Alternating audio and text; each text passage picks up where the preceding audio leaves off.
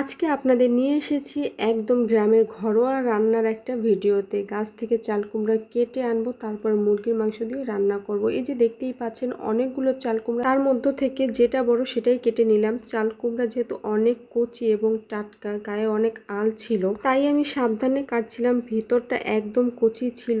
অনেকেই তো চাল কুমড়া দিয়ে বিভিন্ন রান্না করেন, তবে এভাবে রান্না করে দেখতে পারেন। আমি তো কলপারে বসে চাল কুমড়া কেটে ধুয়ে পরিষ্কার করে নিচ্ছি, আর ওইদিকে আম্মু মুরগিটা কেটে পরিষ্কার করে রাখছে রান্না করার জন্য। গাছের টাটকা চাল কুমড়া আর মাটির চুলা রান্না সত্যি কিন্তু দারুণ হবে, তাই না? আর এই তো আমি মুরগির মাংসগুলোকে হলুদ আর লবণ মাখিয়ে ভেজে নিচ্ছি।